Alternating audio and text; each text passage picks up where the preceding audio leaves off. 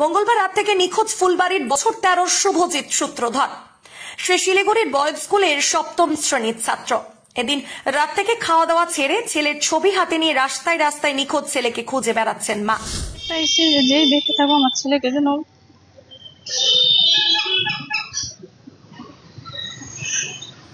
মঙ্গলবার রাত আনুমানিক 9টা নাগাদ বাড়ির কাউকে কিছু না বলে বাড়ি থেকে বের হয়ে যায় শুভজিৎ।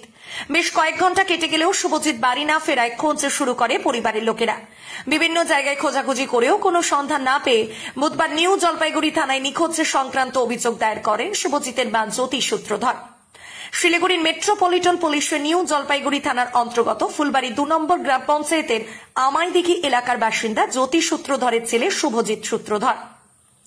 সে 7ম শ্রেণীর পড়ুয়া। বুধবার রাতে আচমকাই বাড়ি থেকে নিখোঁজ হয়ে যায়। এখনো পর্যন্ত ছেলের কোনো সন্ধান না পেয়ে কান্নায় ভেঙে পড়েছেন শুভজিতের মা সহ পরিবারের সকলেই। ভিডিওতে দেওয়া শুভজিতের ছবি দেখে চিনতে পারলে যোগাযোগ করবেন ভিডিওর ক্যাপশনে দেওয়া ফোন নাম্বার অথবা নিউ জলপাইগুড়ি থানার পুলিশের সাথে।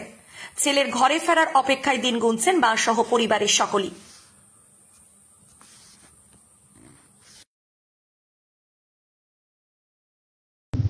আমার এটা একটা ইস্যু, যেই দেখে থাকবো আমার ছেলেকে যেন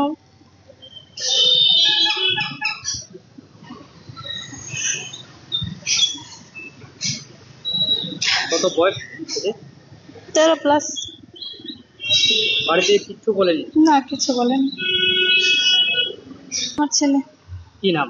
শুভজিৎ সূত্রধর। বয়স কত ছেলে? 13+। পড়াশোনা করতো কি? হ্যাঁ, 7 ক্লাসে বয়েজ স্কুলে শক্তিগড়।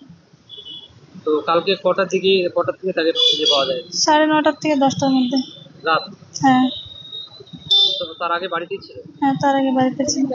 তো কোথায় গেল হঠাৎ করে সেটা আইডিয়া নেই। কিছু বলে যায়নি? না। কি মনে করছেন কোথায় যেতে পারে? কি করে বলবো, বন্ধু বান্ধবের সাথেই গেছে।